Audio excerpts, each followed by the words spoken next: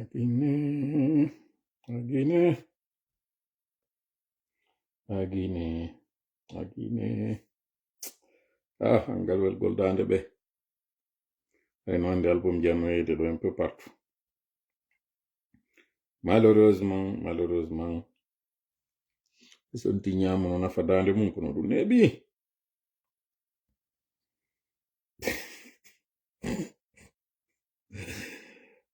Venez. Sene, nate, ko sali mun ko toli. Sali, toli mun katola. Ndekadi, ya manger, à boire. Il y a à manger et à boire. Comme le disait Jean-Michel Cancan, mon corps me dit descends. Mon corps me dit descends. Et voilà que je suis dans le taxi. Et la première fois qu'on est parti à droite, j'ai entendu bouche.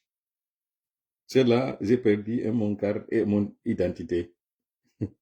Tout ça là, c'est pour nous dire que vous n'avez pas vos pièces sur vous. Hein? Tout ça, c'est pour nous dire que vous n'avez pas vos pièces d'identité sur vous. Ah, j'ai pas mes cartes d'identité, mais j'ai un billet. Si vous voulez qu'on arrange, on arrange. Vous voulez qu'on arrange, on arrange. Monsieur l'agent, j'ai un billet. Ah, vous voulez me proposer la corruption? Non, c'est pas de la corruption, j'ai dit, on arrange. Si vous voulez, on arrange et on arrange. Et c'est ça, faut qu'on arrange.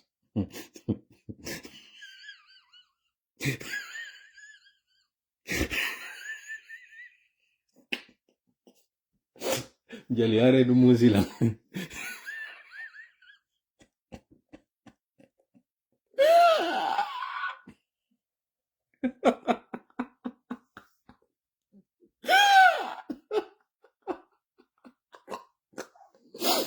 Ande jamisi kankano artian.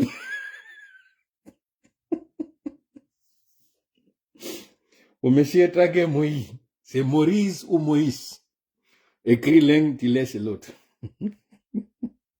Comment s'appelle votre mère? C'est Magné, il s'appelle. Isabelle ou il s'appelle. Ou écris les deux.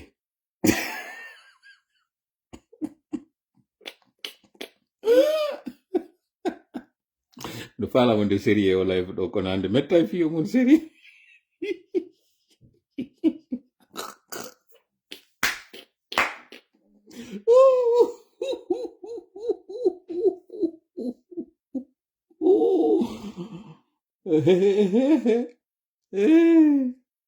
Kono de kuma gimu.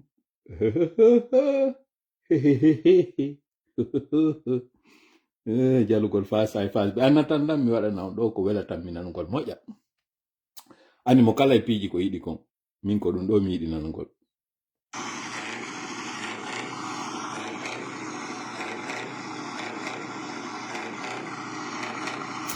nanugol ɗum ɗo min kan no welanmi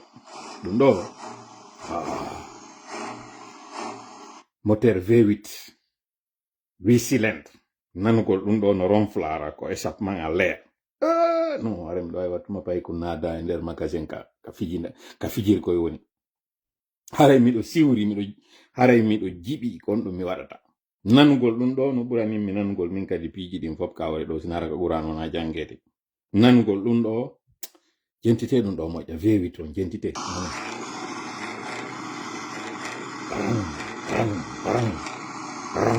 watta ɗo noon kadi from moteur on ronfla waɗe safreni ren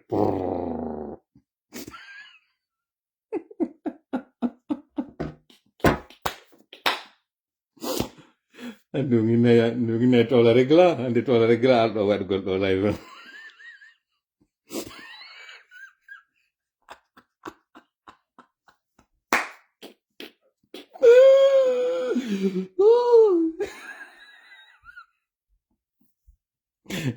ene on ƴeewoyi ko feƴƴi ko ngande Conakry est ce que on ƴeewi ko feƴƴi ko ngande Conakry non mi sikka on ƴeewi ko feƴƴi ko ngande Lagine so ƴeewali hen ndaaro nodde musidɓe mum ɓen seeɗa humpitoɗon ɓe ndiyam le sa ƴaali koye sakko onara ko ndiyam sa ƴaɗi few hay si sa ƴiiɗa ñokku ko gonɗo yiide vidéo ji piiji wonɗe yoolade ɗum ko hanki waɗi na hande fes sakko toñi inne ko kore bonni kocce kore bonnali kocce dey kore ɗen fus waɗali ɗo e ngal fus waɗali ɗiroɓe ɓe ɓay tum ɓe soɗaki kocce ɗen boni kono nayi kore waɗa dey nayi kore few ɗum ɗo nayi koye sumbuje poore ɓe waɗi ko sumbuje poore ɓe fendi kosan ɗan kono kosan ɗan taƴi few a taƴi selbi joni nun jamma on addi hino lacciri hino ndaage hino turbe kosan ala on fait comment dare ko waɗɗen ɓe ɓeeɗa e hundukanno fusaɓe ɓe ko kay jiitiraɓe indi ɓe hundukoma jiitiraɓe pos ɓe fusi ko inna noon yo yewte wowle ha ka gayneteɗon jiitiraɓe na ɓeeɗa e hundukanno fusaɓe ɓeeɗare hundukanno fusaɓe jamma o kadi waɗa kan kañum kadi yeggita constate ɓe namoɗi acce heɗitoɗen biro en ɓe yewta hunduko biro en no fusaɗon joɗi ɗo jalgol ɓenna min jalali ɓenna biro sife ha explication man ɓenade wote ɓeeɗare hundukanno fusaɓe ɓeeɗare hundukanno fusaɓe hundukanno fusaɓe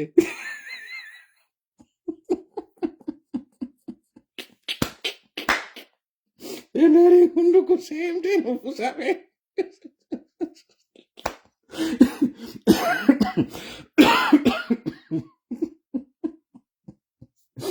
ok fuɗɗoɗen live on soyons sérieux soyons vraiment sérieux ko adi kon taw en yetti Allah fota en jarnimo ko tawata kon objectif men on woni aten e yetti Allah fota non hankin kam waɗayno live on mi juutinomo mi yewti wiyon miɗo ani miɗo maapi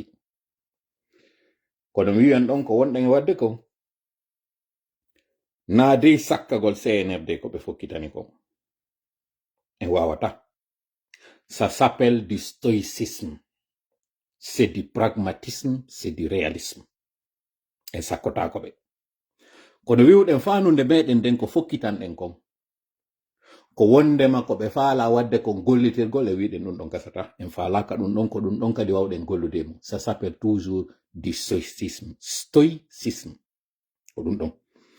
min partage ni on ɗo vidéo ka compte tola tengela mo tellen 20 minutes ni tellen ɗon 20 et quelques minutes ni yewtuɗo ɗon fi stoïcisme arɗo fensiti moƴƴa kon ɗum woni stoïcisme ko konko tawata ɗon a innayi goɗɗo a wawatamo kanko kono a geray huɓindoɗa hoore ma ko waɗata e maɗa kon e piide misal goɗɗo ari ɗaɓɓitima a monike na kanko moninma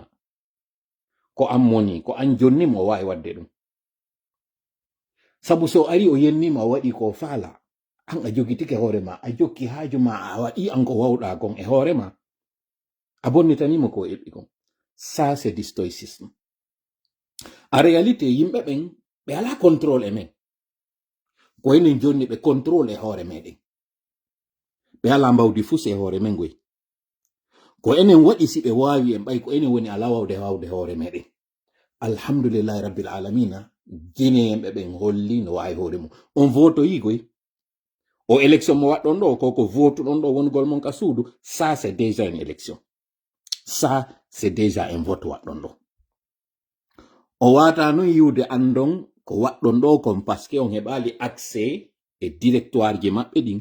réunion ji ɗi ɓe waɗi ɗin monemo ɓe wondi on gibi taw 2 jours andugol maɓɓe jama on fokkitiɓe boykotugol ko ɗum waɗi si debbo on wiyeteɗon konno ko Jeynab Touré ɓe gonfli nombre votanɓe ɓen électeur ɓe ɓen donc de 6 millions je pense kako 5 millions terlen ɗon nous sommes passés à 9 millions fiyon noon ɓe waɗiri ɗum ko parce que score stalinien mo be fala on score astronomique mo be fala on do 80 et quelques pourcent 90 91 86%. Siko yo hebo on andi ko to pan ko yimbe ben par rapport e vote on jon non ɓay tun hiɓe eɓɓi ko oya chiffre maɓɓe feƴƴuno ɗon ko ma ɓe ɓeyda nombre votanɓe ɓen fi hay si innama affluence on ɗuuɗali kono koye inne toujours tel nombre de personnes yehi votanimo par ce que ko ma chiffre heɓano ɗon ka référendum chiffre heɓano ɗon ka présidentiel maɓɓe ko yon chiffre fayin koyo yaltitu jentite moƴƴagoy yiyon andon yiyon victoire men on honto woni yon non hande kadi non difficulté moɓe mari on parce que c'est pas une surprise, c'est pas une nouvelle, c'est pas une information yotaw. Il y a pas eu d'affluence. Ko dun don kadi wanno den ka présidence mabbe ko dun kadi wanno den ka législative kaduma ka référendum mabbe. Mais ko progressivement parce que fewndo ka référendum yimbe be harno jonni mo bonne foi harno jonni mo ko inete kon anno ko bénéfice du doute gonga Allah en Mamadou Silla le doute du bénéfice hadi jonni mo le doute du bénéfice. Ke wondema mo yaade waɗa référendum kono tawetake wonata candidat yimɓe ɓen ka flawaji ɓe jangaɓen janguɓe ɓen ɗaytuɓe ƴoƴuɓe fof hawtiti yehi inni ok wakkilo ɗe yer enen seeɗa ɓen hara en hersinali ɓayen hulɓinama mahen voto en fiyo hen heɓu constitution o moy yimɓe ɓen yalti ɗon seeɗa kono ka présidence yugol maɓɓe anda hande kadi candidat ɓe maɓɓe woni exclu ɓe andi ɓeɗo ɓe yehi ɓe waɗi senda suɓo yimɓe ben boycotté. Mais on tuma, la nouveauté, et c'est là l'information, c'est ça l'information et c'est ça la particularité d'aujourd'hui, c'est que médias occidentaux et médias locaux on tuma, sali no yaltinde réalité terrain, on sali kadiwol de gonga. Ça, c'était ce qui s'était passé au mois de novembre, kako décembre. Mais hande do, capitaine radio jidin. Yahe ka chaîne d'information ji be kupaligo internet sako woni awara internet on ko dum do wadi dum do ma ko be acciti parce que holagol mabbe wondema ils pourront faire passer parce que be yetti yimbe men be hikkini yeso be tangeni ke ils vont nous berner cette fois-ci ko hakkundeji mabbe ton ko yimbe mabbe be buudata be boykotata yimbe mabbe non be yaltay few donc so wattani la vous n'avez pas besoin de VPN comme on est wadde live on il y a des restrictions débit on, si vous suivre live on, ça c'est certes, quand vous avez accès à internet. Il y a des masques qui passent, si vous avez ça c'est un fait. Donc, c'est incontestable. Ni be don. Kono yugol a connecté to ni hara à internet. Non, wadal. Mais écoutez, médias d'information qui dit god wadani mi do information in même RFI ka édition de 18h30. Par la voix de monsieur Mouktar Ba, correspondant RFI, qu'on a écrit, andini que les gens ont boudé les bureaux de vote. Ça là, ça c'est l'information. Tundo une information. Nade wondema on boycoti, dundo on wadino dum gibinebi don boycotude. Mais que hande kadi boycotton c'est à un tel niveau que suudo tako jungo wata suudude nange ko do wonde ngande do. E ko do nominata yettude Allah. O yi o penseur je wonɗo yeso ɗo wi'uɗo cogito ergo sum ko René Descartes o wiyete fewndo ka philosophe ɓe ɓen woni e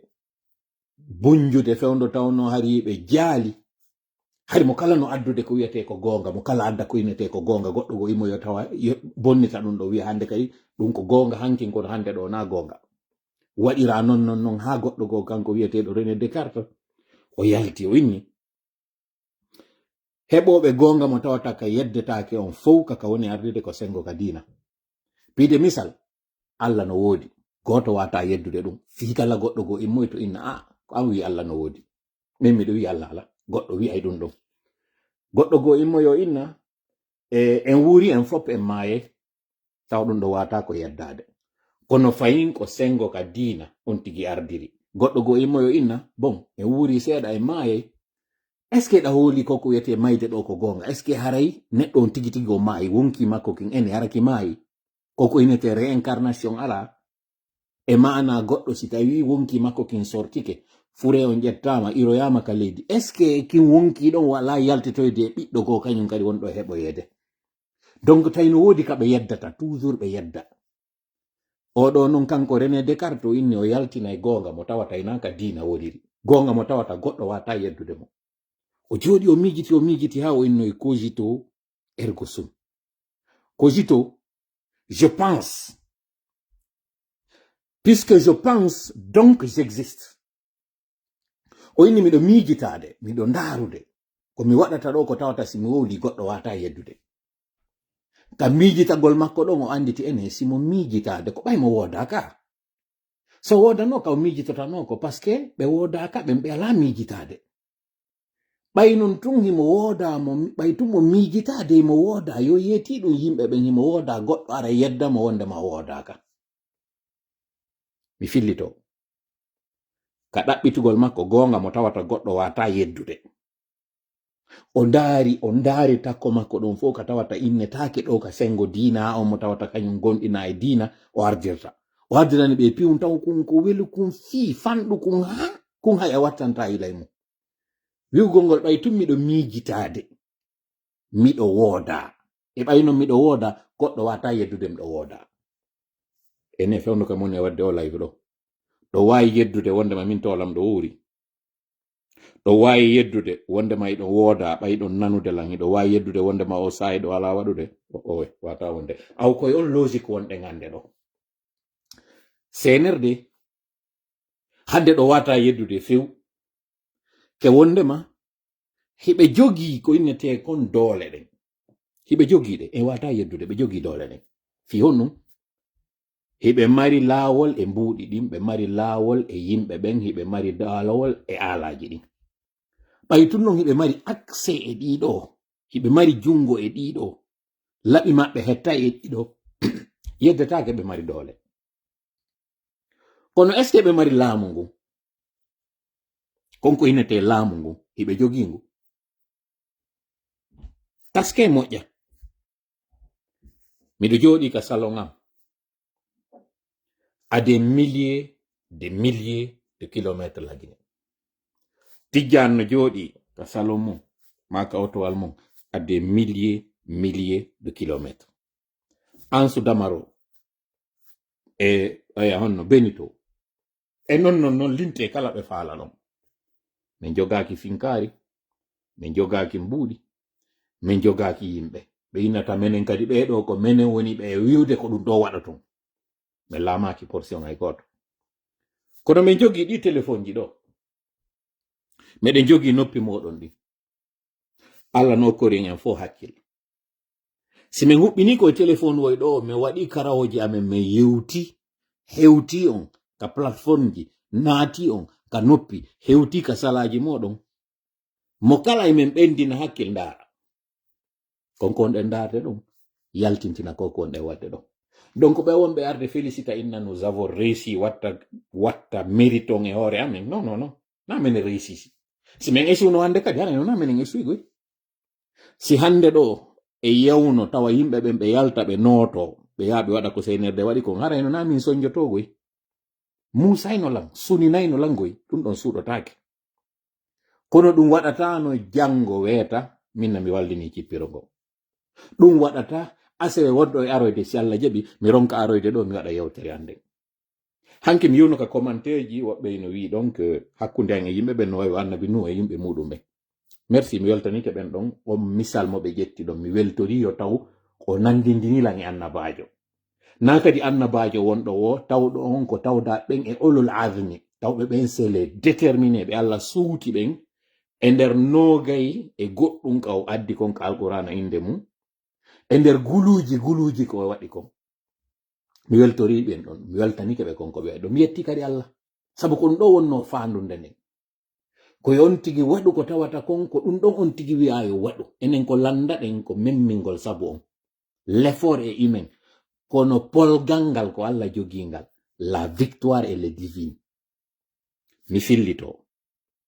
en waɗɗinaka goy sina hoore meɗen la nukallafu illa anfusana en waɗɗinaka goto e meɗen ɗo mi waɗɗinaka sina hoore am mi wa'inaka ɗo mi ƴettoloyru mi focca goɗɗo, mi wa'inaka ɗo yo taw goɗɗo e mon si waɗi bonnere ko min nangitirte o way ɗum ɗon mi ala ɗen doole mi landitirtake ɗen kadi na ɗum kadi woni komi faandi. Kono komi wa'ina mo tawata on julɗo kala ko ɗum wa'ina ko yottingol gonga on darto fenande nden darano gonga on ko ɗum ɗo woni komi waɗɗina ɗum ɗon non miɗo waɗɗina ɗum an yiɗa waɗɗina ɗum mo kala no waɗɗina ɗum ɗo ɗum ɗo noon si mi waɗali mi daroyke yeeso Allah o landitoyto lam si an kadi a waɗali a daroyke yeeso Allah a landitoyte ɗum ɗo no waɗɗima no waɗɗila no waɗɗimo kala kono noon hawre komi waɗɗina ɗum ɗo kon Allah no fodinmi wonde ma si mi wakkilike mi fawike e makko mi memmini sabu on o wallitoto lam o wi mi toreɗan o fodi kadi o jaabine ko ɗum wonɗen e wadde ɗo annabaɓe heɓuɓe polgal ɓen fof ɓe heɓirali polgal sabu ɗuɗugol yimɓe o way ɓe heɓirali polgal sabu doole maɓɓe o way ɓe heɓirali polgal sabu jawdi maɓɓe ko ɗum waɗi e nder annabaji guluji ko nayo wodi marɓe kaalisi ko nayo e maɓɓe yaltitawɓe ino mari laamu annabi Dawuda annabi Yusuf annabi Sulaimana e kañum annabi Ayuba ko ɓeɗo nayo annabi Yusuf hari na o lanɗo ka inneteɗon dans le vrai sens du terme kono hari na o ɓilliɗo kaka pale o wonno annabi Dawuda noon e annabi Sulaimana ko ɓeɗo woni tigi tigi inneteɓe ɓen ko annabaɓe tawɓe kañum kadi ko marɓe kaalisi ko marnoɓe laamu e annabi Ayuba mo yewteɗen on fof laamu ngo jogino ko mbuuɗi ɗi o joginoɗi ɓeɗo nayo e nder guluji ko ɓeɗo nayo luttuɓe ɓen fof ko miskimɓe Allah kono ko ɓe miskimɓe Allah ɗo Allah waɗi polgal ngal yalte mum fiyon ɗum koko mi wi on kon ko kanko jonnata kutu on ko kanko jonnata mbawdi ndi ɓeɗo noon e fanɗude ɓeɗo e wasugol maɓɓe mbuuɗi ko ɓeɗo immi darti marɓe kaalisi Numurudu Firauna e kala ɓe annduɗa ɗe name them jonnu inɗe maɓɓe ko ɓeɓe ala kaalisi ɗo ko ɓe yawitanoɓe ɗo ko ɓeɗo yehi fooloy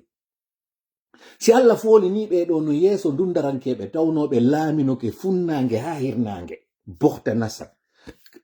kañum e Firauna ɓeɗo laamino funnange e hirnange kako Numurudu furnange e hirnange ɓeɗo laamino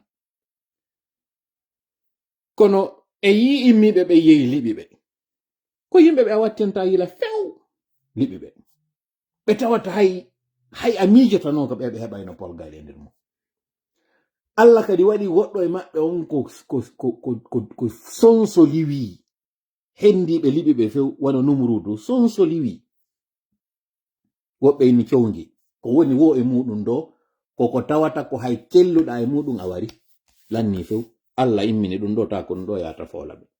jonnon fama baaluka an kon ɗum woni an fiyake ma an o wonɗo heɗitade lan ɗo par ce que iɗa reeni hande ɗo CNRD e Mamadi e nanduɓe maɓɓe no memmino ƴawra jolda ene an a sikkuɗe pick-up je maɓɓe ɗi blendeji maɓɓe e o renfort maɓɓe ɗo fo hino dolni yeeso Allah sonsoliwi Allah gooti wawi arde halka ɓeɗo gooti kono par ce que an gite maɗe jogiɗa ɗen seytane no arde wumine seytane no arde hode seytane no arde kujine konno wonma kujinirde ko faminangol ma ɓay tun ala mbuuɗi wonu ɓaawo marɓe mbuuɗi ɓe ɓay tun ala doole ɗofto marɓe doole ɓen haysi ko jagguɓe oma e wadde ɗofto wallo ɗon fanku tawa ɗo fus accu ɗon doole dartetake laamu no darte laamu dartetake ɗon ko gonga laamu dartetake ko ɗum waɗi noon si holluɗen hande ko wonɗe wadde ɗo ko enen jogi laamu ngu seede on noon o yiyay noon gibbi hande ɗo naɓi jangon fuɗɗo noon information jiri auzubillahi samil alim min ashaitan rajim bismillahi rahmani rahim rabbi shrah li sadri wa yassir li amri wahlul uqdatan min lisani yafqahu qawli rabbana alimna ma yanfa'una wanfa'na bima 'allamtana wa zidna 'ilman nafi'an waj'alna lil muttaqina imama wa yakadu alladhina kafaru la yuzliqunaka bi absarihim lamma sami'u dhikra wa yaquluna innahu lamajnun وما هو إلا ذكر للعالمين وما رميت إذ رميت ولكن الله رمى بل نقذف بالحق على الباطل فيدمغه فإذا هو زاحق ولكم الويل مما تصفون وقل جاء الحق وزحق الباطل إن الباطل كان زحوقا ما جئتم به السحر إن الله سيبطله إن الله سيبطله إن الله لا يصلح عمل المفسدين وما هم بضارين به من أحد إلا بإذن الله ولا يفلح الساحر حيث أتى فإن تولوا فقل حسبي الله لا إله إلا هو عليه توكلت وهو رب العرش العظيم إنا كفيناك المستهزئين إنا كفيناك المستهزئين إنا كفيناك المستهزئين والله يعصمك من الناس اللهم صل وسلم وبارك على نبينا محمد وعلى آله وأصحابه ومن تبعهم بإحسان إلى يوم الدين أما بعد hande ɗo ko alati hawritu ɗum capanɗe tati e goo e nder ndu lewru jowaɓuru hitande guluje 2026 ko welo welo jan woni komi jooɗi yeeso moɗon ɗo hompitugol on ko sakkiti wadde kon ko fewndi kon e hoore windere nden ko fewndi kon ka leydi meɗen leydi Lagine ka tawata hande ɗo ari senerde no fokkiti yawgol waɗoya kudeta maɓɓe jowaɓo on hande ɗo ari ɓe nodditi jama on yawgol landoɓe piiji ɗiɗi ko hombo suɓi ɗon ka ardoto on ka commune ji moɗon ɓeyna ɗum ɗo élection communal ko hombo suɓi ɗon fiyo yaw représentant on ka suudu waɗirdu sariyaji ka ɓeynata ɗon parlement on ka yewtete ɗon hari ko ɗin ɗo ɗiɗi wonno ko CNRD woni ko nodditi jama on ñande goo noon on fopi ɗon andi hari sama kala wino ɗo tindorgol yimɓe ɓen innata américain jon e français jon ɓe jooɗi ɓe yewtude oya inni menen si élection waɗi janngo muɗum haray andama ko hombo woni ko laami ɓe inni si élection waɗi 18 heures ɗum ka bureau de vote kiɗin fermata ɗon tawa lanni africain jo tawno hakkundeje maɓɓe o inni wo on on hiɗo wowla ɗo fi élection menen ɗo élection o waɗude hara meɗen andi kombo woni e gañade awa lagine noon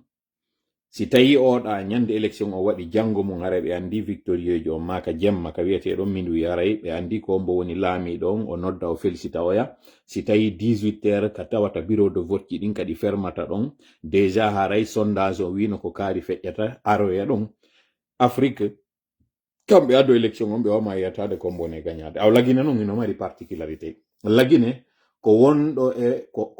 e ko gagnotoɗo woni e wadde élection ji ɗin ko gagniɗo on déjà woni e wadde élection ji ɗin d'ailleurs kanko mawma ha yetade ko hombo hay e woni successeur ji on wonɗo e gagnoyade donc hakke ma ka tawata lagine fop no andi en fop iɗen jooɗiɗo sans surprise iɗen andi chiffre ji ɗi ɓe yaltinta ɗin iɗen andi no minniri en noon ko faala komɓe jonnoyta en ɗo mais qu'est ce qui est important c'est qu'en 2010 ɓe landino padre fewndo gagni ɓeni mo a gagniki élection ji ɗin a gagnirokide 52,52%. c'est-à-dire que ko juste ko majorité on ko heɓuɗa ko juste fiyo wawi wiyede ko an heɓi majorité on ɓeni joni noon ko honno warrata fiya wawu laamade pendant les 5 ans alors que opposition maɗa on est de 48%. ko alliance kadi adduma ka présidence andintine noon on 52,52%. journaliste jon landi tungo e fi mum en yiltitoto woni ko taarika wonɗen e waɗude kono no haani ka yiltitoɗen ɗon fiyo jama o faamo moƴƴa kon ɗum woni ko feƴƴi hannde ɗo kon ɗum kadi woni arde dans les jours à venir ɓay on journaliste o landike ɗum padre jabanoki tigi tigi on jaba buye makko on ko tawata haali c'était satisfaisant mais ce qui est sûr o yawitino inino tun o ini ça va aller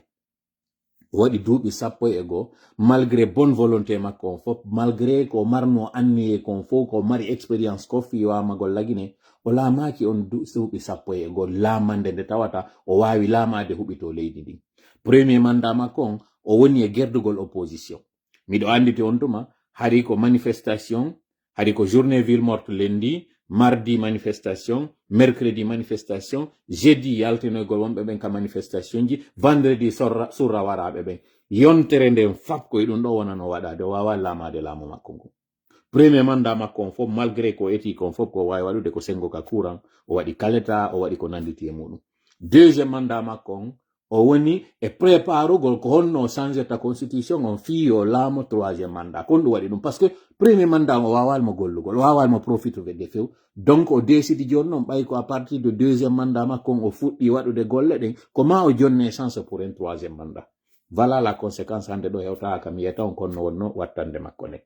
donc c'est pour vous dire combien de fois juste avec 48% innaɓe ko opposant ɓe makko o wawali tenude bateau on o wawali joginde otowal ngal no faalira o wawali wadde ko faala miijiteɗo noon joni noon CNRD tawɓe ɓen ɓe ari ɓe ala expérience deuxièmement ɓe ardiri doole ɓe ari ɓe frustri fo ɓe ɗaɓɓiti ɓeeɗa ɓe monini ɓeeɗo ɓe monini ɓeeɗa ɓe yi ɓeeɗo no wawa yawde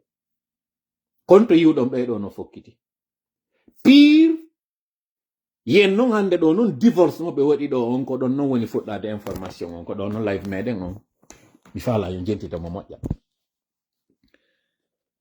nami arowo annonce toujours piiji hulɓiniɗi piiji bonɗi kono miɗo hulani e moƴƴa nawnare Idrik yo fuɗɗo lagine nde tawata nden ɗon e yi Ebola déjà min minike e leyɗe goo no wawi wonde ara ko nder nawnare mon e worde fimo no wawi wonde kadi ara na nden ɗon taw c'est possible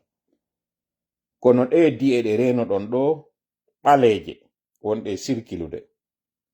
ari jindi e ɗe ɗatte ɗo e makitiji sifa matoto ka tawata haako e fruit e kala ko nandi e muɗum yoolike ɓeɗo rewɓe ɓe yehi ɓe hoccitoyi ɗum ɗo ɓay ɓe falaka perdude ɓe adda ɓe yeeya ɗum ɗo naata ka makitiji defe choléra ko ni men menorno dans les années 90 lagine choléra ko nawnare tawde kañum kadi ko hulɓininde warore yimɓe sinte naati nde wara e buy miɗo hulani en ha wota choléra kañum kadi fuɗɗito lagine miɗo hulani en ɗum ɗon ha pire ɗandiyan ɗo fop ɗa yehi ɗan naatoyi e foseji ɗandiyan ɗo goɗɗe majja yehi naatoyi e koloyji ɗandiyan ɗo yimɓe ɓen ƴogo e ɗan yara ɗan yimɓe ɓen gollitoro e ɗandiyan ɗo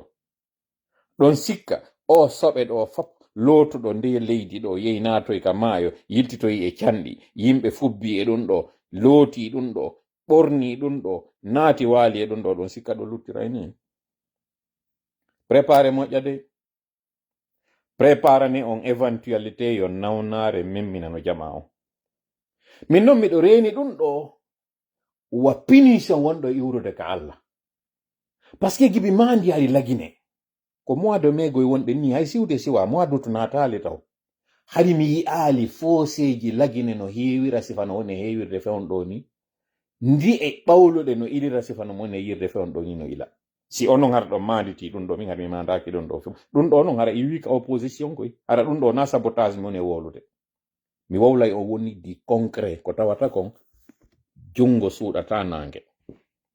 gibi mi mandi hoore an ko mon e yide kon hande ɗo no waɗa ka windere lagine leydi meɗen ndin hay ha hande mi yi'ali sifa ɗe lette ɗo no heɓa yimɓe laawi bona di'e saƴirana ni e yimɓe ɓen hiɗen andi rowani ɗo ko ni ndiyanɗa warirno yimɓe e cuuɗi muɗum ɗen andi Firauna ɓay Allah fuɗɗike mo harkude o adduno e jambataji o addi kan totiji ndiye ɗen woni boɗeje o addi fuññande o addi ɗuma honno e gilɗi ko ara ñaama o addi baɗɗuma honno e kanu o addi piiji bus ko wawa lettude ɓe ɗum ɗo fof ko fiyo ɓe yilto e laawol ngol ɓe woni ngol tuma ɓe sonji o ɓe ara ɓe tawa mo kanko annabi Musa ɓe na noddan men Allah maɗa o ittana men ɗum ɗo so itti min jonnete yimɓe ɓen yaada e maɓɓe min jonnete bani Israila yaada e maɓɓe maɗum min hayfinanayi ɓe o prometa ɗum ɗo tultan tuma annabi Musa tori Allah o itta ɓe yiltito kañum kadi tuma non kañum kadi ɓe yiltito o Allah adda kañum kadi ko ɓuri ko feƴƴuno kon kañum kadi musude ko non o waɗiro ha hande kan non fuɗɗi non tawde hara hande kadi ko ɓiɓɓe ɓen woni e mayde ɓiɓɓe makko ɓen kanko Firawna ko on tuma non o fuɗɗi non rekkilde ka yawoyno ɗon ha tawi hande kadi hewtiɓe ngure makko ni jentite noon moƴƴa no moni on e yewtirde ɗo non faamo moƴƴa code mo moni on e yaltinande on en yewtino balɗe feƴƴuɗe ɗo fi Carrefour o magasin mo ɓe udditi ɗo ko wini ɗon ko Carrefour market wiwɗe jama on yo boycott wata yawton dey figurez-vous on chaine udditaɗo ɗon na lagine tun o uddita hiɓe udditimo e pays buy kamɓe français ɓe goɗɗo hande addanimmi ɗo vidéo wonɗo très intéressante ka on vidéo ɗon no explique ko on ɗum woni objectif français ɓen ka tawata ɓe fermi chaine ji maɓɓe via banque mo ɓe jogi ton ko onno ko banque française de l'investissement ou quelque chose du genre mi yeggiti nde nden kaɓe desidi hande kadi koye ɓe délocalise ɓe yiwa e pays ji goo sengo Europe on ɓe ara ɓe uddita sengo Afrique fiyo ɓe wawa installade ɓe waɗa concurrence kamɓe chinois ɓen si tawi chinois ɓen ino udditade hande ɗo China Mall kamɓe kadi ɓe inni ɓe ar ɓe uddita chaine de magasin ji ɗi tawata sabu yimɓe ɓen ko yiɗi kon produit européen luxe on hara ɓe yahay toon ɓe sooda Mais guess what? Devinez quoi?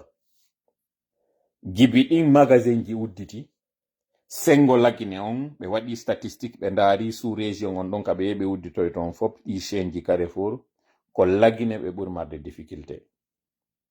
Mais ko onno ɓe ari ɓe waɗi ɓe installé ɓe aru ɓe yiidi e lokoɓe ɓe waɗi di e maɓɓe contrat ji ɗin, donc ko ɓen lokoɓe ɗon ƴetti responsabilité on sur le plan local. Mais ɓe waɗi andi no woodi inventaire waɗeteɗo kala uddituɗo business o waɗa taw business plan o ndaara nokkure nden o étudia terrain on o ndaara ha gasa so investisa e nder ɗum ɗo o ndaara kala ko tawata perte ji ɗin no woodi o ndaara ko onno réduisirta ɗi risque ji ɗin o ɗuyta ɗi o ndaara kala ka genji ɗi woni o maximisa. Mais si woni au bout d'un certain temps on ndaara affluence on o ndaara bon e wanno projection sen udditi o magasin ɗo lebbi arani ɗin ɗen andi ɗe sattay ka lebbi arani ko publicité e ko innete kon promotion ko ɗum waɗete on tuma hara yimɓe ɓen koye geruɓe anda fi nokkure nden service waɗe moƴƴa prix ji ɗin haray no ɗuyta promotion ji waɗe hara sa soodi goto a heɓa e ɗiɗi ha yimɓe ɓen wowta nokkure nden ha yimɓe ɓen wowla noddidira fi nokkure nden ino anda on tuma perte waɗay par ce que kala ko yeyeteno ɗiɗi ɓe ɗuyta ɓe yeeya goto ɓe eɓɓoya tuma yimɓe ɓen wowtoyi ɓe yeyoya prix mum on tigi tigi mi wi en ko yeyete mbuɗɗiɗi ɓe yeeya mbuuɗu ɓe perda si yehi ha jamma on fuɗɗike wowtude ɓe yeyoya prix muɗum on mbuuɗi ɗiɗi si yehi ha wowtama net on mbuuɗu goto mo ɓe wonno perdude ka ara num ɓe waɗa konko yeyete mbuuɗi ɗiɗi ɓe waɗa mbuttati par ce que yimɓe ɓe wowti on mbuttati tammuru ndun ɗo ɓe woni heɓude ɗon ɗum ko ndun ɗo wata uddande ɓe yolde nde ɓe heɓuno nden ka fuɗɗode. Mais kamɓe déjà ka fuɗɗagol maɓɓe ɗo malgré prix ji ɗi ɓe kaasi ɗin ka tawata ko hana yeyede mbuɗi ɗiɗi kala wo ko mbuɗu wona yeyede yimɓe ɓe ngala sodude. Donc perte on déjà o fuɗɗike profilade à l'horizon ɓe yi déjà ko tawata kon e wi en boykotu effet ko woni kon e wadde maɓɓe par ce que mi wi on nanen ɗo mini l'information koye taw média occidentaux ji ɗin moratoire on i wi hande kadi pourquoi ɓe gayni signude contrat ji ɗin ɓe hendike ɗi ɓe falano ɗin so nani hande ɗo Rio Tinto noyne 2040 no waɗede promotion ji ko parce que compagnie ji ɓurɗi ɗin signidama e contrat yo taw ko contrat ko compagnie ji tawɗi ko occidental ji woni arde installé waɗa golle ka innete kon ko travaux ko génie civil on ko innete kon ko no madi ɓenta ɗum infrastructure ji ɗin kala ka innete ko jarka tellen ka construction mi waɗana en ɗo noon pause um mi andintina en wonnoɓe gollude ɓen simandu mise à pied waɗama ton ha o yi syndicat yaltiɗo wonnoɓe réclamude droit ji maɓɓe ɗin CNRD fi fankingol ɓe noddi menerɓe ɓen eɓe menace woɓɓe e maɓɓe promiti woɓɓe e maɓɓe goto wondema probléme o wonay résolu sauf que non ɗin compagnie occidentale ji pour la plupart français ji yii popularité makko on kanko Mamadi fuɗɗike heɓude dutti ji est ce que o tigi tigi waway tenude ɗum ɗo e hande ɗo non kala ka tawno hari sengo média occidentaux ji ɗin RFI TV5 France 24 journal Le Monde Le Figaro ɗi anduɗon ɗin fof tawnoɗi ɗin hari ko ɗiɗo noddeteno inne no taw wolu kone feƴƴude ko lagine par ce que so woli kone feƴƴude ko lagine min accitay on ɗo joni min yahana woɓɓe tawɓe kamɓe ɓe haajakay ko wiyete kon droit de l'homme ɗum ko Chine Russie Turquie min yiltito e ko padre wonno wadde konko o arnak ɗo ɓe wonnoɓe wadde jon noon ɓen piiji ɗiɗi yaltitaniɓe go contrat gaynama signade il y a plus de possibilité de retour ala ko ɓe inni konko irréversible ɗum ɗon laawike ɓe hendike ko ɓe hendoto ko donc ils n'ont plus rien à perdre un deuxièmement ɓe yii o nawni ɓe andi ɗum ɗon ɓe heɓi accès e bulletin médical to yiwɗo ko yaltiɗo o yehi kankan o memminiɗo o waɗi ko dopaɗo ha hatti on ɗo yiide ino waɗa ko ne wadde ɗo ko ɓuri noon famude ɗum ɗo ko ɓeygu makko hari darnino jiidi muɗum ndingoy siɗon faala noon ndaare ɓiɓɓe makko ɓen ɓurɗo fanɗude duuɓi on hari e maɓɓe ndaaremo yiyon ɗo noon hande ɗo burdu mo woni e wadde on ɓeygu makko ɓayno andi kono jiidori o mi andina on noon ɓe ɓiɓɓe makko ɗo ɓeɓe on ɗo yiide ɗo naaɓe fop nene gotoɓe goy jiwo makko on nawɗo won nene makko mi haɗa ɗon mi ala natude vie privé makko on kono ɓeygu makko yiwgol makko anda hande ɗo par ce que ko haaju makko on koye woni darande debbo on ko haaju mo woni darande anduɓe ɓen noon fof porto no andi moƴƴa porto e jiidi on ko ha honto ɓe hittini fi muɗum jon noon e yiiɗo duuɓi ɗiɗi kala hiɗen noddita dennabo e ngal ɗo no miɗo tañƴini ko jiw e ngal ɗo miɗo tañƴini ko jiw ngara woni ko sawa e ngal ko ɗum mi tañƴini mi hotti noon mi hottoto woni en torike noon yo Allah cippimɓe hoore jam yahen futu o kono hollugol on tun andingol on ko tawata haray no tonka kamɓe ɓe ala memude min mi ara memana on ɗon andugol maɓɓe ko honto fokkita kanko mo andi ko woni e ɓabande kon ko ɓiɓɓe makko ɓen ko woni e ɓabande kono jiidori wo si hande ɗo landi seedugol kanko perda si tawi innama kañum kadi ɗum ɗon kañum kadi are mo andi o perda jonno jama on fof koye taw ko seede lansana ɗi andi ko yeeso meɗen ɗo jibina goɗɗo wata e moyde ɗo yedda inna ko ɓiɗɗo makko ni ko oɗo ko ɓiɗɗo amen en fof ɓe yi ɗum par ce que en fof ɓe yehi haaju en fof kadi en commantuno ɗo fi makko o ɗimmo ɗo kañum kadi ko en fof yon seeɗo on fof ɓiɗɗo ɗum fof o yi ka iɗo reni ɗum ɗo andi ɗo no nanditi grand jo amen go ñande go no doginde otoal fewndo tan 504 o dogini o hoyno e pinere no doga o freni otoal nga o tippi o inni o fof o yi mi hoccu nde pinere ɗo ka on fof o yimɗo hocci nde ɗo ka o ƴetti pinere nden o inni o ƴawnode ka kofro ndaari o tawi kottoal makko ngal pinere nden sorti e muɗum alors que non o ƴettino fof seede on fof o yi ka nde ɗo pinere on fof o yi mi hoccude ka goɗɗo wata imade ɗo ina mi hujjunde on fof o yi mi hoccude ka toal makko nde sorti oɗo kadi ko ɗum woni wadde en fof yiɗe reni nde ɗo pinere kontoɗe ɗe pineje ɗo kontoɗe sorti goɗɗo yeddoytamo ɗo janngo e janngo goɗɗo yeddoyta ɗo ko ɓiɓɓe lanɗo on ni en fof yiɗen andi ɓeɗo ko ɓiɓɓe meɗen ni goɗɗo wata yeddoyde joni noon kanko prépari ke ɗon donc deuxiéme élément ka information kaka tawata noon portoɓen ɓe yii wondema ɓe signi contrat ɓe andi ɗum ɗon hande kadi futotako ɓe ɗiɗi ɓe yi o nawni tammel muɗum ɓe yi o yiɗaka ni ko tongi waɗugol punna do on ko ha tawata ɓen yiwɓe ɓen andi ɗo ni se waɗi ɗo ku mbuɗi ala wattanila kudetaji ɗi nde ɗi waɗa haray ko innete kon loi de finance rectificative haray ko ɓuri ko waɗi e leydi ndin ko ɗum so ndaari ka tarikaji kudetaji ɓurɗe wadde ɗin ko mois de septembre octobre novembre décembre ɗi ɓurata waɗude ko raari yata kudetaji waɗoji premier semestre ou premier trimestre du mois ko rarement yata no waɗa fiyon ɗum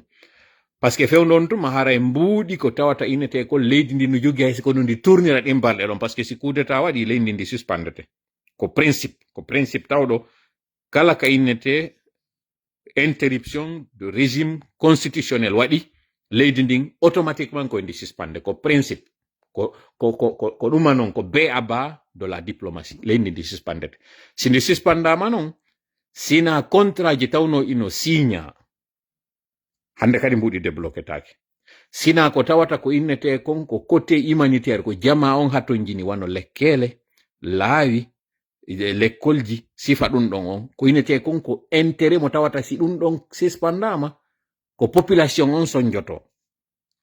kamɓe kan noon sori ɓe andi ɗum ɓe waɗata ko o yiɗo yimɓe yaltuno ɗo inni ɓaymo kankan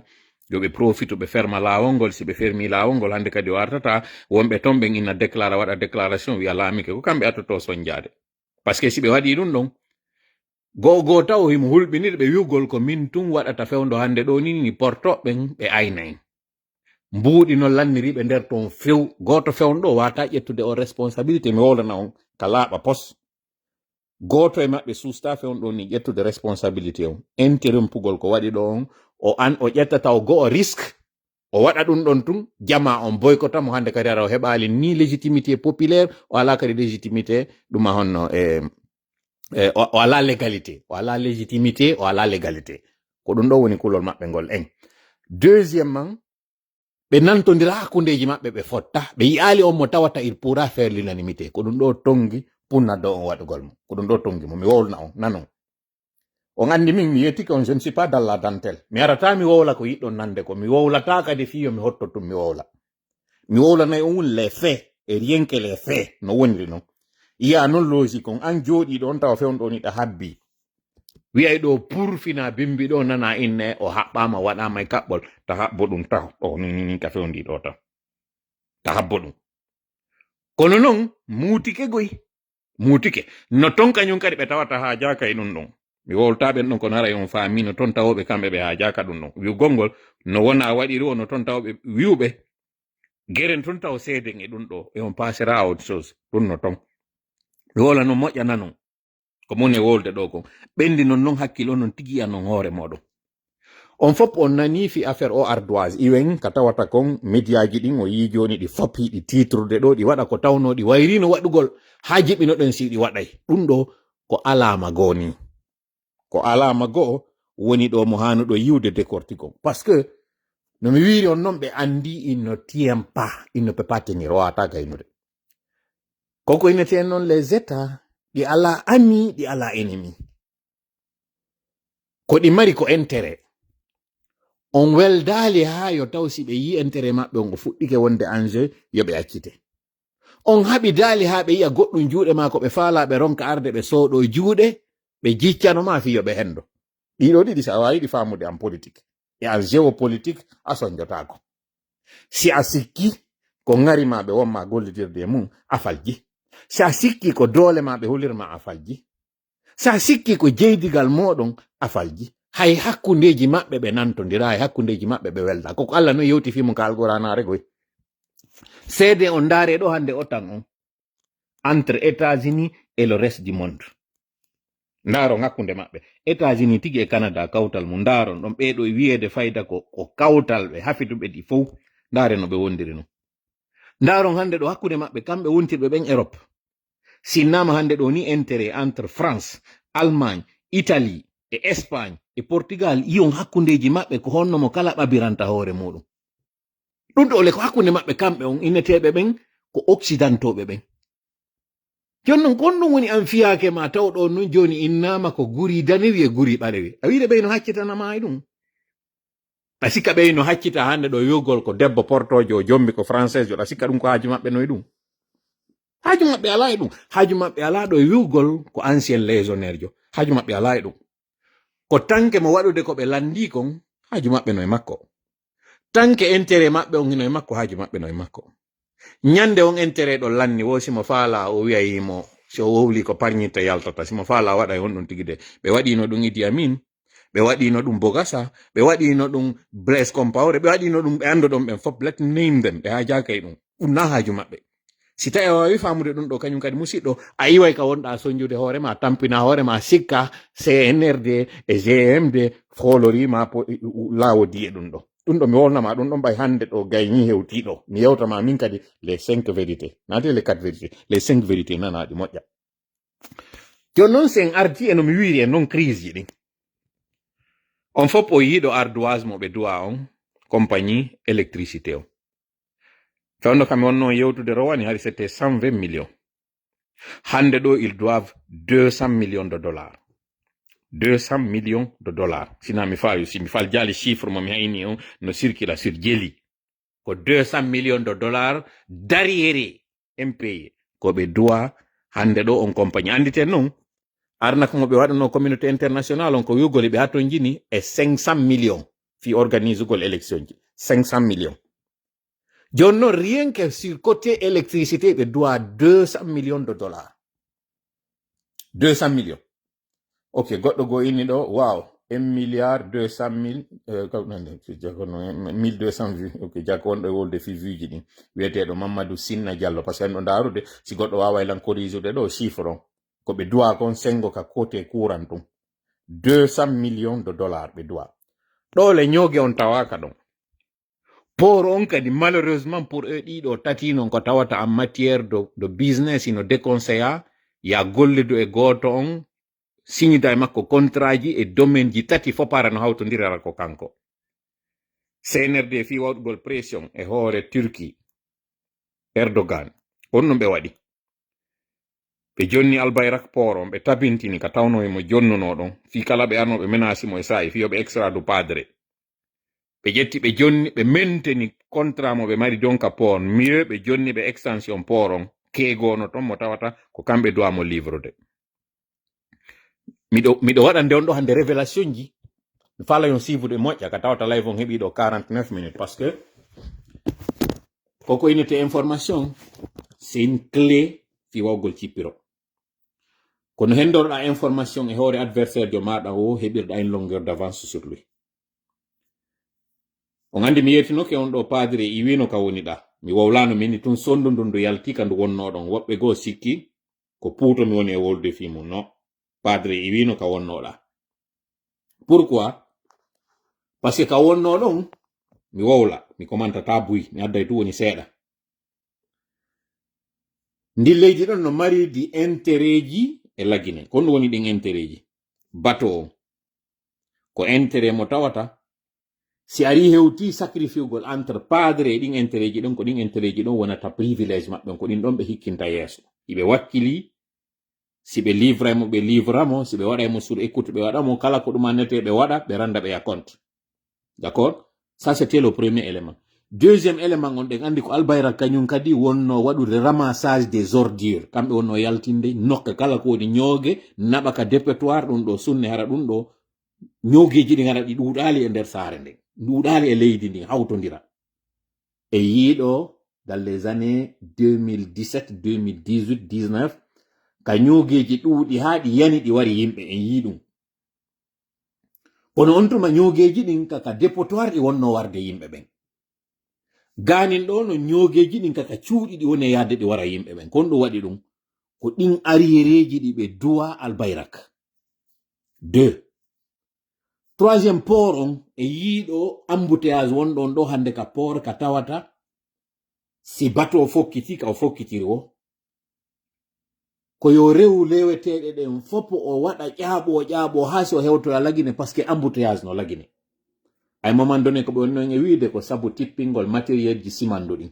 Rio Tinto e ɗuma honno ko SMB Weining ɓe inna ko ɗum ɗon kono ɓe gaynino tippinde matériel ji maɓɓe neeɗi ɓe gaynino. Kono han joni embouteillage on no ka port frais ji additionnel ji no ka port ko ɗum waɗi ɗum ko sabandema ɗinkeji ɗi tawata ɓeeɗa no gollude expansion majji on ko ɗum no waɗiri ɗum ko parce que ɓe wiyaɓe tun on gaynitaki nden nokkure ɗon so yehi noon ka page makko kanko Usu Jiga o yiyay ton communication mo waɗi fi rasirugol jama on wondema ɓe yiididi e dirigeant ɓe turkiɓe ɓen ɓe wowli délai nde ɓe jonnata on keeɗon fankingol julaɓen fankina yimɓe ɓen rasira ɓe e rasira compagnie ji maritime ji ɗi wiwgol ngol ɗuyte tarif ji ɗin watte yawde lagine parce que ko wonɗon salade yahande lagine koko tawata batoje moɗon ɗen si ɗe yehi lagine ɗe tongoto. Ono ala famude o bataille no wadde hoore mo parce que média ala wowlande o fimo min noon miɗo arde ɗo mi yiye toon piiji ɗin bee ñaaka payi on andi min ni on je ne suis pas dans la dentelle ici. Les faits et rien que les faits. Nakari par émotion mi wolita ko ɗum waɗi mi hawtindira information ji ɗi mi hawjata fi majji. Ɗiɗo fof har miɗo marani on ɗi haa ngal ñallal hande ɗo hari feƴƴa. Si mi wolino fi majji aɗo ngal ñallal yimɓe ɓen wedditotono. Essentiel on hari ko waɗugol o communication hande ɗo fi yo communauté international o yi'u. Wondema en waɗirali ɗo élection joƴƴinɗen parlement fiyo taw ko représentuɓe peuple on sen investisi e ndi leydi ko perte wonɗe e wadde ko risque wonɗe e wadde jawle meɗen nde ko ɗum simi fuɗɗori yewtugol on carrefour atiɓe ƴettude risque on risque calculé tawɓe ɓen na jawdi maɓɓe ɗin ɓe addi ɓe naadigoyi ɓe signe du contrat fourniture ɗin compagnie ji wonɗi sur le plan local tawnoɓe déjà c'est des acteurs locaux kamɓe ko ɓe waɗi wo ko addugol logoji ɗin e produit ji ɗin et puis de misal no wawa si tawi ƴetten ɗo misal ɓe yeyoɓe liƴƴi ɓen andi saare kala no mari yeyowo liƴƴi no andirɗen noon boseri no woodi saare kala joni noon goɗɗo tawa hino Conakry inne ƴetten Sony Pêche hiɓe addude liƴƴi kamɓe ɗin liƴƴi ko o wonɗo on sur place ko on woni e wadde commande on o yoɓa ɓe kamɓe mbuuɗi ɗin haa gasa ɓe adda ɓe livre mo wawi noon wadde logo ka yeeso magasin makko o inna ko produit ji Sony Pêche mi woni e yeyude ɗo kono si o ɗo marchandise tippinaɗo ɗon marsali na Sony Pêche woni e perdude parce que Sony Pêche hendi mbuuɗi muɗum ɗin si waɗi livraison o Sony Pêche perdata ko on wonɗo sur place ɗon mo tawata jama on boykoti ƴettali liƴƴi makko ɗi yeehi sodoyi gartoɗe goɗɗo ɗe ma yeehi sodoyi tewga ɗenga ko on woni e perdude ko ɗum ɗo woni ko ɓe woni e waɗude hande ɗo on carrefour wonɗo lagine on carrefour market si en continue noon boycott on no mi wiiri ɗo perte on ko wonɗo sur le plan local on woni perdude kanko kadi ko on wonoyta conséquence on ɗon ko yo noddu fournisseur jo makko on oyna ton addana marchandise parce que komi sodno ko juuɗe mon taw mi wawa leyude. Donc objectif fokkitanoɗo wiugol ngol hande kadi meɗen installade Ghana, Côte d'Ivoire, Sénégal, lagini un peu partout e nder Afrique on lagini no waɗede sur une liste sur une ɓe wadde ko ɓeynta kon drapeau ɓe wadde ɗon étiquette ɓeynta kon flag lagine. Attention, investissement on lagine ko risque siɗo waɗude parce que menen collaborateur ji amen local ji on e hino situation mo fewdori on lagine mo naɓi marchandise tawata jeyon ɗo no yewtidede ko honno waɗirta retour ɗi artire ka amen min dara sima wawi mo jonitude seeɗa pour ne pas qu'il perde. Do you guys see that? Hiɗo jentiti moƴƴa ko moni e wolde kon ɗon siivude moƴƴa chaine on hiɗo reni combat on woni e waɗirde non. Encore une fois mi fillito ƴiƴe ala yiite ala hayre ala hoyre ala ko boycott économique wona e waɗede ko combat idéologique wona e waɗede ɓay tumɓe ɓuri en doole hiɓe mari ko en jogaki kono hiɓe jogi enen laamu ngu tawata ɓe jogaki ngu tawata ko ngumɓe haton jini ko ngumɓe faala juuɗe men puisque noon ɓe jaɓali nantodirede enen kadi en hollayɓe doole ɗe jogiɗen ɗen kon ɗum woni ɗen soft power kon woni on soft power si ɓeɗo fof yii kaɓe habbi ɗon wiugol ngol ok si ɗi élection ji ɗo waɗi on parlement ɗon ko omen siñidata e mum contrat si tawi noon fi joƴƴingol o parlement ɗo yimɓe ɓen holliki de sans fiche ɓe faalaka ɓe wonɓe yaade ɗo no seront pas les représentants. C'était ça l'objectif mo wonne ɗe wadde o on ɗon noon le message là il est passé addanɗo lan information immo on fi affaire RFI on ɗo ko rawna gurijo wontirɗo sengo France ɗon mo mone yewdude mum hanki jemma ɓay mi gayni live on mi yiltiti e makko mi yewti mi yeytimo le message est passé ko inni kon guere wakkilo ɗon ɗon ɗo waɗa bimbi kam mi immoto tawi déjà o yeytike lan o inni médiaji ɗin seron o zague o innimi même si Dieynaba Touré menasiɓe inni observateur ɓe ɓen nayo wowlu ko feƴƴi kon ton o inni ɓe jonni consigne yo médiaji ɗin wowlu les faits et rien que les faits. Mi wolata inde on tigi ɗo c'est quelqu'un de très haut responsable wontirɗo sengo France mi wola leydi na non français jo en tant que tel kono ko jooɗiɗo France ɗon o inni kamɓe kadi rôle mo ɓe jouata on par ce que intérêt ji maɓɓe ɗin ɓe faalaka e ɗi wonu menacé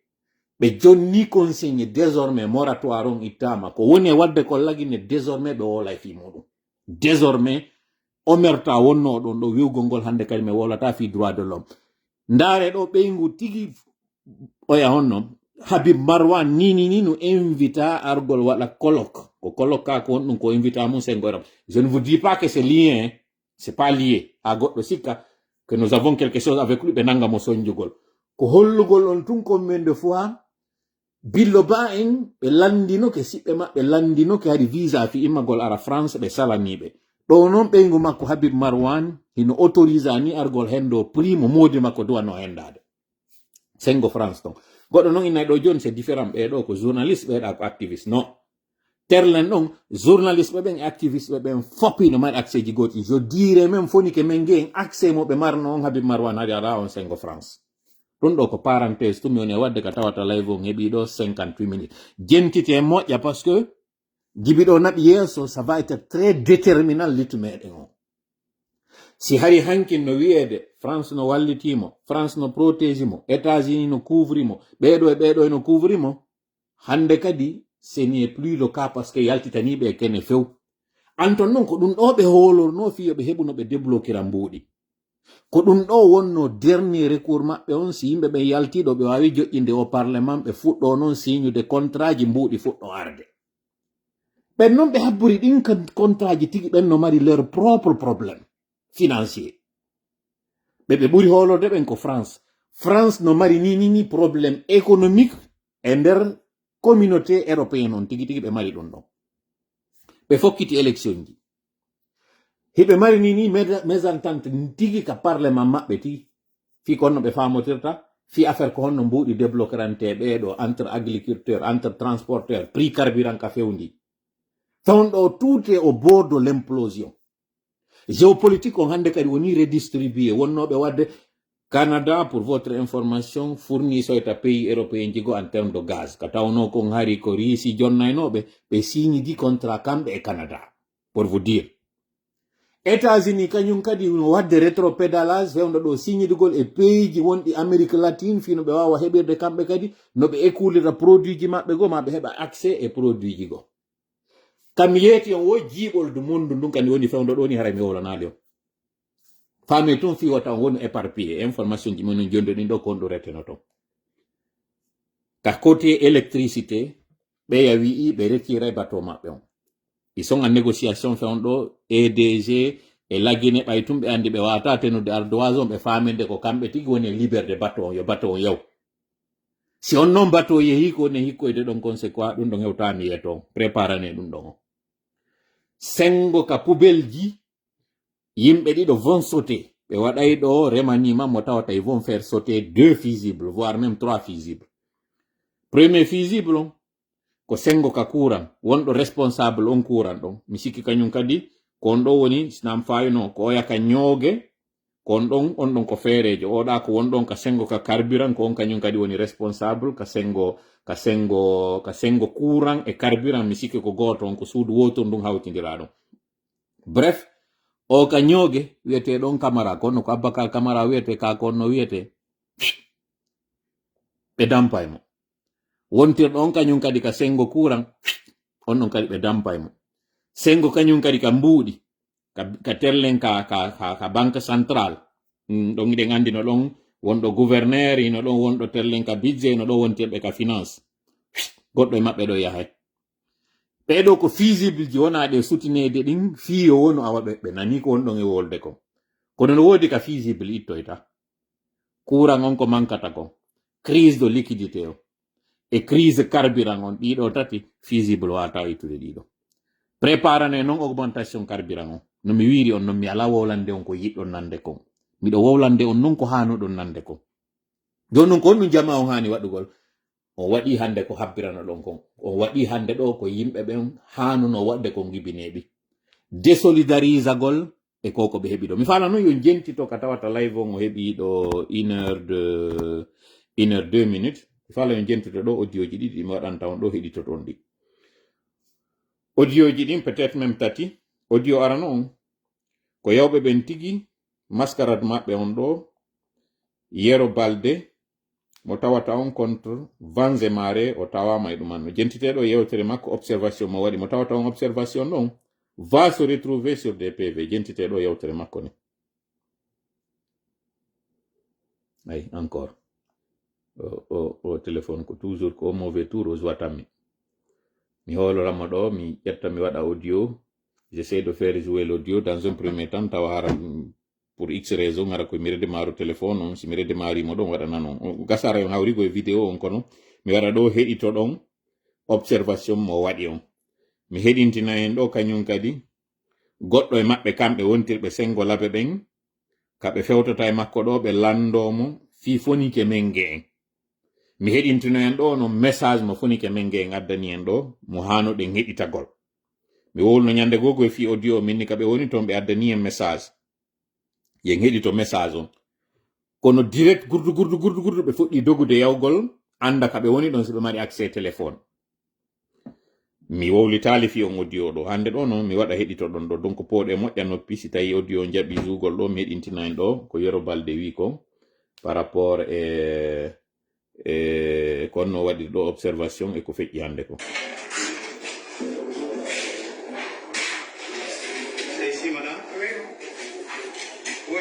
nani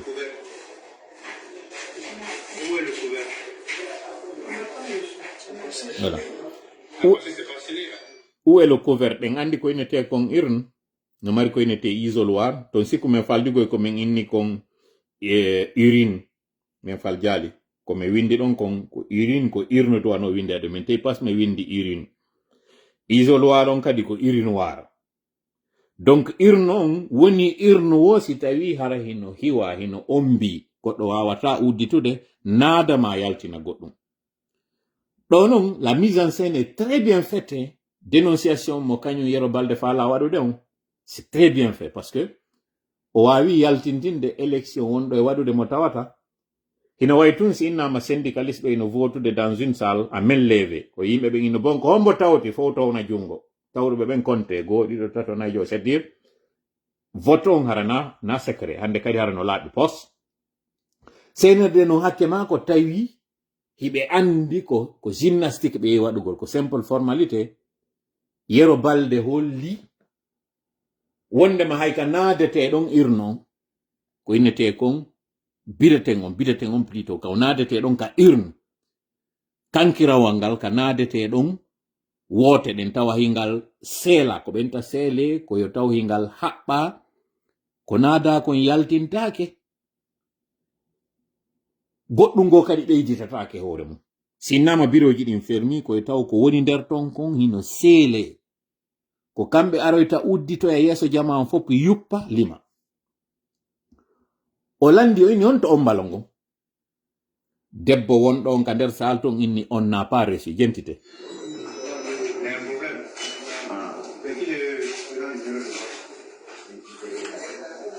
nane de o landike ɓayɓe inni debbo on inni amen hendaki ko ni men hendori keesuwal ngal udditi ko horde hay beɗo dewtaka hoore muɗum ɗon ko ɗo woto ton inni ɗum ɗon a yahen probléme o inni kombo woni président on ɗo kombo laami kombo ardi nde nokkure ka wona vote ɗum ɗo mi wolanta on ko tawata kon ko ataya ɓe woni e waɗude nokkeli goo ko balo wona fijede nokkugo ko dammi enayi to andirɗon non toujours no wayi sa yimmi ka yehi luumo fulawa ñande lanjari ko no wayi lanjari bete yimɓe ɓe garayno ɓorni arayno jindude ton ɗum ɗo non ɗon andi no woodi luumo waɗete koy ko tawata haray si koye feƴƴi ko tumata inna otowal no feƴƴude wom ɗo anditi ɗum ari wansam ɓe inna bon otowal iwoya jeywol ngal iwoyay ɗon e tenere nden métre kaari métre binayi ɓe rewoyay ɗo métre mangol ɓe reway ɗo haray ko habbagol kaarum maɓɓe kon si ɓe rewoyde ɗo ma ɗum tiyotawal ngal nenen ko honno ko nenen jaywol ka ko nenen honno ngal wiyeteno tiyotawal ngal rewoyay ɗo haray habbe met ko boy en ɓe rewoyay ɗo kanko honno e modi ma ɗum nenen petal rewiɗo ari mi andi kam woni pay kum ɓeyna ko nenen petal o yiɗo eno wole fi petal ko honno kako honno modi ko nenen petal de mi sikki ko noon ɓeynata ton ko honno ko nenen petal ko toyotawal nun camion tawno ngal rewayno ka hoɗo amen ɗon tubbu ngal yaha ɗa honno e ko honno modi hoɗo ngo wongo won takko amen ɗon ko honno modi ka baylo ɓen ɗa ka kante ɓen ko honno modi ko tu vois j'ai un blanc dans la tête là ka ɓeyen ka goɗɗo wallitolan ɗo modi mais c'est pas possible là hoɗo ngon tigi takko ka amen ɗon je n'arrive même pas ko honno modi ko ndara jonsi seɗɗo ciɗɗo angino ka nder live ɗo bon bref koye luumowoy koye andu ton koye tawa hara otowal ngal ko yurgol ngol ya habbo simo moto no rewoyde ɗon ma ɗum si camiowal wongal yaade dongol no rewrude ɗon otowal wongal yaade ton habbo on ɗon si on ɗon no ardere ko non wayi biroji ɗin hande ɗo koye wonno ha si innama addoɓe ñameteɓe yiyoya on ino aroya yurno ko honno ko maafe hawde kaari ɓe woni wadde ma ɗum aw kaari gayni defude a walle men ɗon addano men ñamete on ko non wona joɗore ko ɗum ɓe woni waɗude ko non woniraka biroji maɓɓe yiye vidéo ji maɓɓe ni kono jentite lan nalta o ɗo mi commentu pandi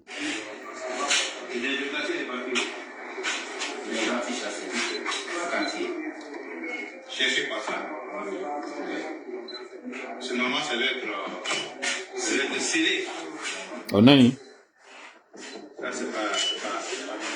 jentite o nani kanko tigi mo waɗande ɓe observation que ça devait être scellé ça c'est le minimum ko ɗum ɗo woni beeyaba yimɓe inni jongasi na samme ina honto kañum kadi ina bummalol ina ɗiɗo fof ina kono modi ko honno modi inde oɗo gon ko takko modi ka amen ɗon modi sa lumbi cangol ngol ɗuma on no tubbu on ɗo yaha hewtoya ɗo ngo modi ko honno ka karmukoɓen ko no modi mbaylayno ɗon kadi karmukoɓe jannoɓe kadi no moƴƴari tiɗunoɓe ka kono modi karmukoen on no modi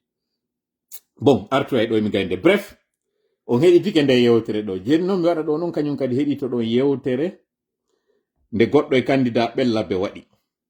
candidat justement GMD ɓayɓe landike mo ɗo fi affaire fonike menge jentiteɗo ko wolta ko oɗo coordinateur FNDC labeon hande townuɗo kollum fi ardagol commune urbain on hawti o yaltude ka bureau de moƴƴe ko mami wowlola fi waɗugol ko hananimo kon fi droit d'auteur on landal ɗulle koko humodiri e ɗimmoɓe makko ɓe o yang na balalaliya inni mangol na jaga na dokore kadi na dokore na ɗiɗo fo tuma wolɗon inde nde wo na jongasi few na tayre kañum kadi ko na jaywol kañum kadi ko modi ko honno modi ka ɓeyayen ka kante en ɗon ka ɓeyayen honno ko ka jaw kante en ka ɓeyayen hara na fufu kañum kadi kaɗa ka na reedu fello kañum kadi modi mais comment ça possible ko honno modi inde nden na bappe kañum kadi c'est pas bappe he ko si a feƴƴi tubbuɗon a feƴƴi hakkunde na hoore passo sa feƴƴi hoɗo tubbugol ɗon ari a rewi cangi a feƴƴi cangi on ɗon ƴawoygol ngol ɗon wongoɗo wongo ɗon modi gélé au bout de la langue minna yomi yaltin tun inde nden harande muti jentite oɗo alhabib ko wowli kon ɗo ɓayɓe landike mo fi affaire fonike men ngeen odi ka FNDC ɓe andaka fimu fewdo o sayɗo ɗum ko wano fonike menge e billo ba nane ɗo ñallal hande wangal ko élection e arɗen waɗugol ɗon andi hunde kala no woodi e sa'i mum on hunde kala no woodi ka yewteteɗon eno yewtirte noon e noon eno nane de ko woni e wolde ko hande ɗo ko fii en ari en voti mi ari mi voti donc no jama on yaltiri noon haray ko ɗum wonde yewtude ɗo donc haray on sujet ɗon miɗe wawimo yewtoyde ñande goo hande fii maɓɓe o nani woɓɓe watti ɗo ay wadde ɓe wiyeteɓe hasimiw ɗo ɓe wolde talle exactement ko talle ɓe wiyeteɓe ɗo Alassane Hawa Ba ko talle wiyete exactement talle ko inde talle nde wonno lan ɗum annade ko talle tiyotawal yahowal ngal num talle ɓe inna ko nenen petal haari si wi ma nenen hoore wuri ngal ari ɗum ngal otowal ngal hakke maako tawata ngal ronki hari pelle go ko ari ngal waɗayno ngal wawa ƴawde pelle ɗen hakke maako tawari ngal ronki ngal ronde leɗɗe ha ngal ƴoɓo ngal ara ngal rewa ɗon paykum ino fanɗi mo ampaki ngal otowal hakkunde ka ngal yaltiti samme on ɗon rewgol takko hoggol ngon ɗon rewa berɗe ɗen ha hewtoya talle no fanɗi paykum kun ampaki ɗum talle fetal voilà merci beaucoup ko talle voilà au moins siɓɓe angeno ka nder live ɗo au moins taw ɓe ara sin yegitinde ko ɗo ɗin kamen ɓe awa langanditide je suis tellement content hande ɗo oɗo noon suka alhabib ino ɗo ɓayɓe landike mo fi affaire fonike men ngeen ko wowli ko mi waɗa ɗo noon hettiɗo ɗon message mo fonike men ngeen waɗani en kaɓe woni toon mo tawata ino haani ka yiltitoɗen on message ɗon écoute mo moƴƴa mais konto message woni c'est pas possible ñande mi deesidi wo mi waɗana en écoute ɗum wallahi le message l'enregistrement il a disparu et si ara koye téléphone goto ɗum woni enregistrage ça je n'arrive pas à comprendre wallahi majjitike lan ɗo taho attendez je vais continuer ka enregistrement ji ɗo parce que nanen ɗo je l'ai même écouté de nouveau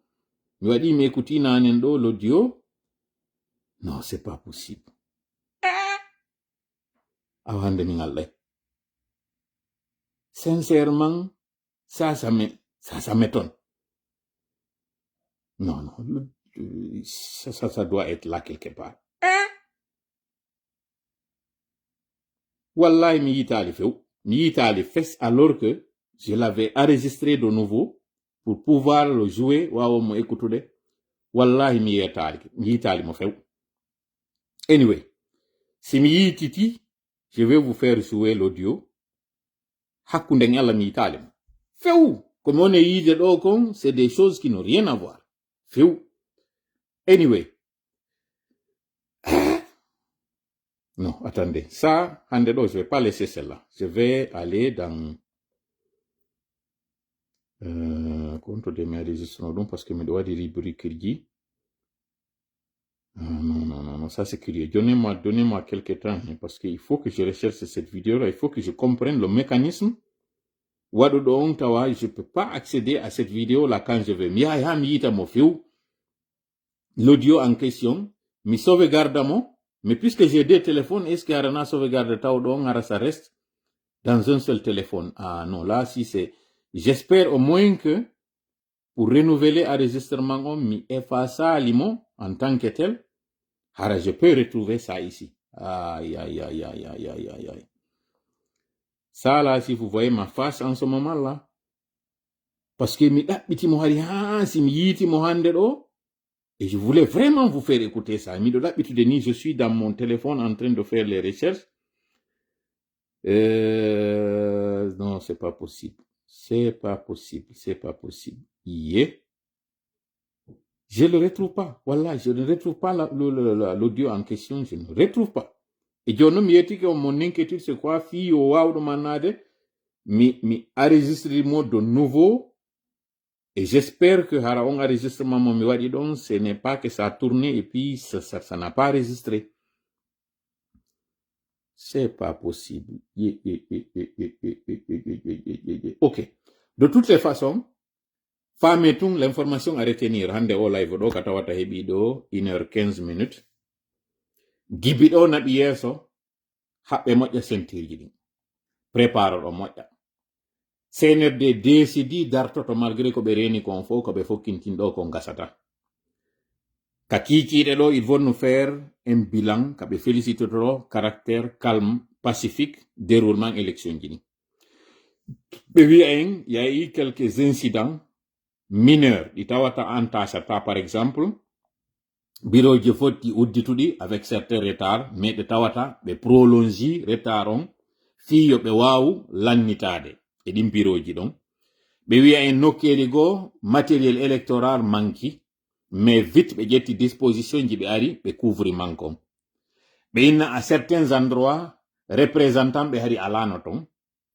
ɓe inna par exemple nokkeli gono ton urji wonano seede fiyo ɓe wawu justement non invalidude ɗin bureau ji parce que ko bureau ji ɗi ɓe andi candidat ɓe ɓen ino hanuno fotude ɗon tawɓe ɓen ara ko opposition maɓɓe on hanki kadi information no circulde ɗo ka wiyano candidat jo Kubia on mo ɓe innata on ko onno modi kono Fodé Balde ɓe nari il était kidnappé qu'il était porté disparu on information o circuli ɗo hanki que je n'ai pas cherché à vérifier parce que pour moi ana etagi no ɓe waɗirto wo hakkundeji maɓɓe miɗo yetade on ɗo ko ɓe yaltinta kon ɓe sakkitoyo janngo yaltinangol en